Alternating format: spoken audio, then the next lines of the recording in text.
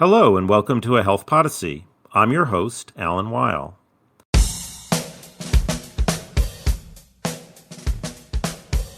The December 2022 issue of Health Affairs features a collection of papers focused on how effectively and equitably income support programs pull families out of poverty so they're more likely able to live healthy lives.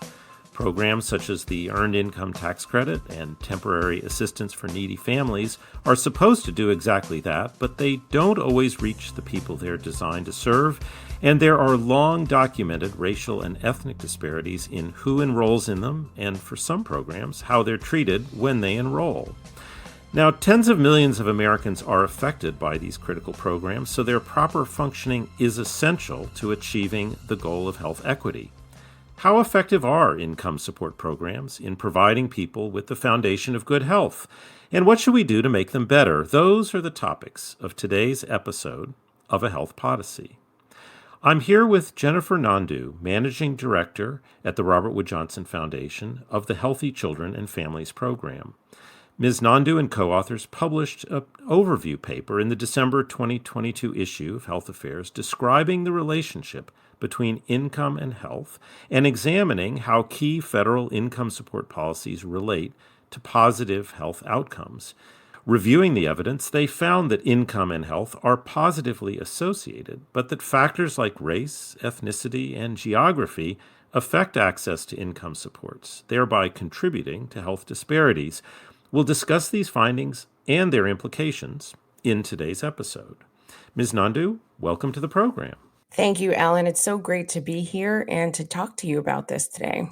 I'm looking forward to hearing your views on this because you come at this not just as a funder, but with some really interesting experience as well. But let's start with a little bit of what's in the paper, which begins with describing what we know about the relationship between income supports, and health, and looks at all of this through the lens of equity. So if we just start with income and health, can you say a little bit about what we know about the relationship between having an adequate income and being able to be in good health and have positive well-being? I'll start with the basics and just say people who have families who have adequate access to income or types of resources that act like income, like temporary assistance for needy families or the Earned Income Tax Credit, Child Tax Credit, or the stimulus that we saw in the American Rescue Plan, are able to live healthier lives. They live longer,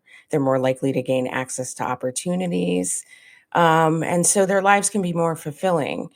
And so when you think about it, income is one mechanism that is a great choice expander.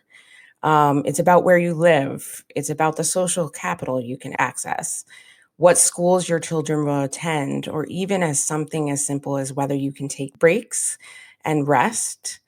You are less likely to experience what we call disease burden in many ways because you're both better able to access things that prevent illness in the first place, and you can better gain access to treatment when you are sick. And so I think about income and the income support programs that are designed to fill that gap as helping families complete their income and allow them to have more discretion to be able to have opportunities that keep they and their families healthy. I like this term choice expander. I haven't heard it before, and I think it's a great way to capture. It creates opportunities for health that you don't have when you don't have the resources. And I'm also struck by one part of what you said, which is that income is both protective in the sense that it gives you opportunities to do things that keep you healthy or may make you healthy, but it also gives you resources to respond to things that might have caused you to be in poor health so that you have better access to not just healthcare services, but any services that might address those needs. So it's a complicated relationship, but at some level, it's just also a simple relationship, which is that having more resources does give you more opportunity to be healthy. So given that, what do we know about the existence of programs designed to keep families out of poverty or to give them the resources that they need so that they have the choices that you've described? What are the key programs and how well do they function? What I will say, without caveat, is that social programs in this country that are designed to provide income support can and do positively influence health. The papers in this supplement focus on examining the impacts of the earned income tax credit and temporary assistance for needy families, but there's a whole host of programs that can enable better health or better opportunities for families across this country. They include things like the Supplemental Nutrition Assistance Program or housing supports that actually help people find safe and stable housing. And what we know about those things is fewer financial stressors or concerns about safety in one's neighborhood can support better health. Being able to access healthier physical environments with clean air and safe drinking water support better health. Neighborhood amenities, being able to go to a grocery store and purchase healthy foods can lead to a more active and healthier lifestyle. So when you think about these programs, their ability to be that choice expander and to enable people to get the things that they need to live in dignity allows them not only to improve their health by making the healthiest choices possible, but it also improves their health by reducing the stressors in their lives that can compound and create burdens in their life. So, as you started, I was waiting for the but. Like, on the one hand, these are unambiguously positive. When you provide people with these supports, we know that they help people live healthier lives. But I was waiting for you to say what's not so unambiguous about these programs. Well, I mean, I will just say that no program is a cure all, no program is a panacea, and these programs are imperfect. And so they don't reach families equitable. And in part, I need to stress that that's by design. These programs were built out of a foundation of, in some ways, pathologizing people who are poor based on their behavior.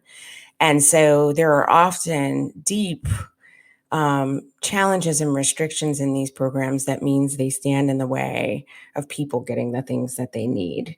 So many people, for instance, who are eligible for EITC or TANF don't participate. And there are a lot of systemic reasons for this. First, we don't actually recognize families as they exist in this country. And these programs are built in ways and designed in ways that don't recognize how children are raised in this country. Families with an LGBTQ plus family member, families where parents live in separate places, children raised by grandparents and aunties who are not legally recognized can all really struggle with access. And so that's a good example of how we need to think about the barriers that stand in the way. I'll give another example, which is I think we can all agree that filing our taxes is a challenging thing to do when you have low resources, when you are poor, when you are low income. Those hurdles become even bigger. And that issue of filing taxes is one of the things that keeps families from actually gaining access to these programs. I also want to stress that it doesn't have to be this way. And during the pandemic, we actually saw a lot of innovation, in particular in the child tax program, which actually establishes a source of income for families with children. And nearly 90% of families in this country were eligible. And what they did in the implementation of the expanded tax credit is they had the government be the administrator and basically determine that a lot of people had automatic eligibility for this program. It streamlined the way that families receive these resources. They were able to get cash in hand quickly. And we saw an abundance of ways in which families were able to, in very quick fashion, improve their health. And so it's just important to understand, like, we have to we have to think about how these programs were built, how they were designed, and whether they are truly fulfilling their missions to get resources into the hands of families who need them. Well, you've introduced a lot of dimensions of equity and inequity that are tied to these programs, and I want to explore those with you. I want to look at some of the assumptions about people and some of the mismatch between people's circumstances and how programs are designed. I love that you gave the example of how we can do better. Those are all topics I want to explore with you, but we'll do that after we take a short break.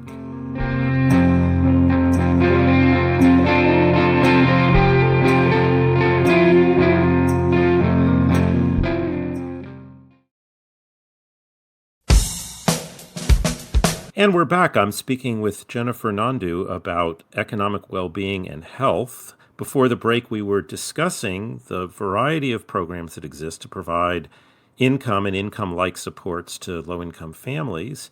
But we also introduced the reality that access to these programs is not equitable. Some of that lack of equity is actually by design. So there are a few threads that you dangled in front of me right before the break that I want to follow a little bit farther. One is this notion of really pathologizing families and viewing poverty as a character flaw, which does have a long history in the thinking about social supports in this country. I wonder if you could just say a little bit more about how that view of families manifests itself in some of the programs that we've been discussing. This is a long and storied history, and it is the origin story of this country. And I actually just have to start with saying this is about our country's history of indentured servitude, slavery, immigrant exploitation, and taking land from indigenous peoples. And I start there because you have to realize that our economic structure has been in some ways the de facto governance structure of our country.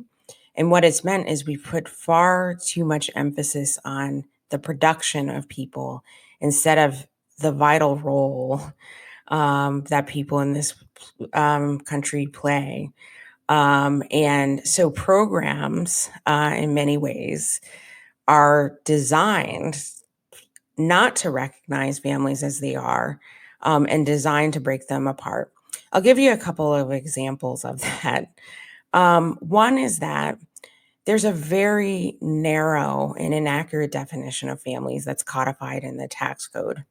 And it often means that families, when they go to access programs, it's tied to a worker and it's highly dependent on that worker having access to a job, even if they're not able to in their neighborhood. And that means that the eligibility requirements are often complex, they're arcane, and they stand in the way of people getting resources when they fall in hard times. And so, one example of that is in the Affordable Care Act.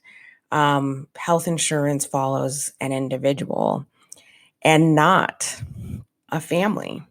And so many families have a lot of trouble sort of figuring out how they access the healthcare options, the subsidies, the good tax credits that are in that program in order to supplement their income and be able to afford other things that they need. TANF, which is the subject of this special issue, the eligibility rules and work requirements are not consistent and straightforward, and it makes participation extremely difficult. Stricter TANF policies, if you think about time limits for when someone can receive the benefits, are not taking into account whether someone has viable job options in front of them. And the stricter time limits are associated with worse health outcomes. I'll give an example for instance, in the capital area, where there's a very fluid population. People move from Virginia to Maryland to the district. The eligibility rules are entirely different. That's also true in the tri-state area where I live. And for instance, people really want to live in New Jersey if they are going to access TANF because if you're living in Pennsylvania, um, you're going to have a much harder time getting access to the resources that you need. Well, let me ask about the administrative side of this. You mentioned some of the easing of the burden on families in the wake of the COVID pandemic. What's your sense of the gap between sort of the stated availability of benefits and the actual availability based on the requirement that families who want them have to go through various steps to obtain them? Well, it certainly depends on the program, but depending on the programming, there can be anywhere from half of families who are eligible programs to 1 in 10 people who are eligible for programs who are not receiving them. That ebbs and flows, so it's hard to put sort of your finger on it day to day. But what it means is resources that certainly could drive towards ending poverty and ensuring that people have the resources they need to raise healthy and thriving children are not getting into the hands of people who need them. It is striking to me, as you mentioned, the participation rates are highly variable across programs, and we actually know a lot about how to design a program to make take up high and how to design a program to make take up low. And if we wanted to simply adopt the elements of program design that make them more accessible, it wouldn't be terribly hard to do so because we actually have that knowledge. We just don't have necessarily the political will to make those changes. Well, and what's even more interesting about this is many individuals know what programs they are eligible for because we've done such a good job as a nation thinking about how we educate people about programs. And I'm just going to state very clearly, education is not the answer. I was at a conference with VITA providers, and VITA is a program, just so people know, that helps people actually navigate the bureaucracy of filing the taxes and get the things that they need, like the earned income tax credit, like the child tax credit, and make sure that people can maximize their income. And these VITA site providers were saying things like, we have educated people. They know that the child tax credit and the earned tax credit are available to them, and we literally can't keep up with demand. And so, putting resources into the hands of people who are helping with that navigation is one clear step that we could take that would make it so much easier for families to get things into their hand. But as I said earlier, we could actually streamline and simplify these systems. Part of that is just simply saying that if we know that the IRS is one of the major benefits administrators and actually helps to match income so that people can easily understand whether they're income eligible for these programs, let's make that process easier. And we did it during the pandemic as part of the American Rescue Plan. We can do it now. We can do what works. Well, as we come toward the end, I want to note that your program brings together scholars who look at poverty and anti-poverty programs, but also look at it from a health dimension. I wonder if you could talk a little bit about why it is important to bring these different fields together if your goal is achieving health equity. At RWJF, our vision is a culture of health, and that means for us that we provide everyone in the United States a fair and just opportunity for health and well-being. And if anything, I hope this conversation has stressed how much economics and well-being are linked, because we do believe that the economy is in many ways our de facto governance structure. But we also see that so many decisions are being made solely because of their impact on economics. And without bringing well-being into the picture, we're really losing sight of why we need to engage the economy and what's most important for families in this country. We also know, because of power, because of discrimination, because of racism, the story of groups who are most affected by these factors that hinder good health are often not participating in research. They're often not doing the research. And so we have underrepresented rural and BIPOC scholars, and they need a platform to elevate this research. And we need to be able to tell the story of these researchers and the people who they are engaging. I'll say a few other things. Sometimes research done in silos can be one part of the elephant. And we all know that parable. But if we can't see the other parts of the elephant, we don't know what we're looking like. So being able to do some of the silo busting, bring multiple fields together who are doing great work is going to actually help us better get underneath some of these complex problems and design things at the system and structural level, not on a one-on-one basis, where we often solve for one family, but not another. And so I think as an organization that believes, that publicly states that using the best evidence available and openly debated to fund the best solutions and the best efforts possible, when research is one dimensional, we can't actually engage that full story. I will just also say for far too long, we have not recognized that as a society, that a healthy and well one is one with an economy that includes us all. And so we can't move forward with one-stop solutions. And we're in a starting place where recognizing the importance and the integration of some of these income support programs, while not, again, the one solution, that bringing and supporting multiple parts in the multiple disciplines of research, learning, and evaluation fields allows for a more potent set of solutions that can really think about that shared interdependence, that collective responsibility that we have to each other, and a more inclusive economy. Well, let's put this all together with my last question, if you will. You described the critical role that these programs play, an unambiguously positive role for health, but you also said they're imperfect, which they certainly are. If you could put forward one policy item related to income that you believe would be most supportive of health equity, the goal, what would it be? Oh my goodness. I didn't say it was an easy question. I just said it was my last question. um, I am really not good at these at trying to say one thing, and so I might have to cheat. But I really think that we have to revisit our social contract and how we think about and center families at the heart of the social contract. Why? Because we do need to think about an economic vision. We need to think about different governance goals that recognize the wisdom of families and what they have been going through.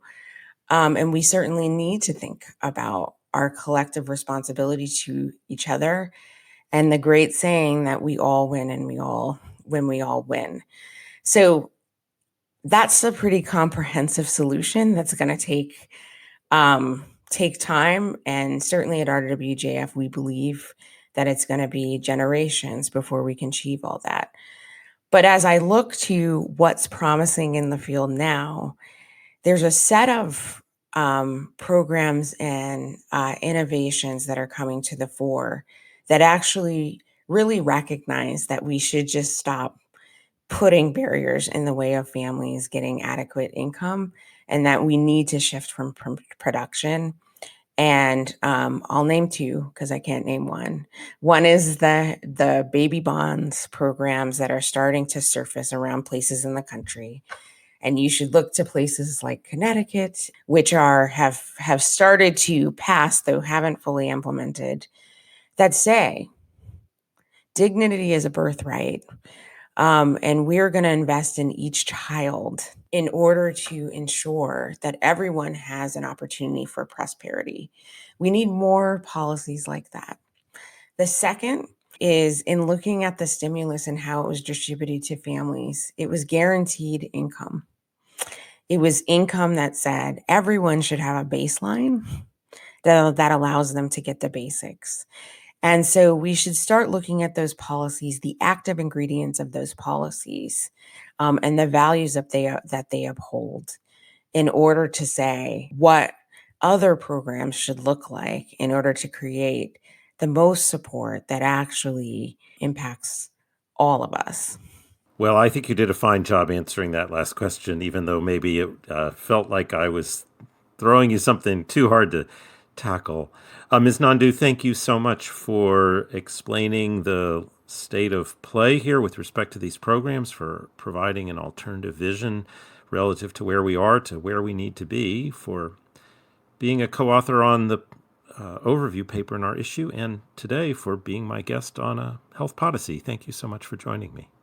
It's been an absolute pleasure, and thank you again for elevating these issues.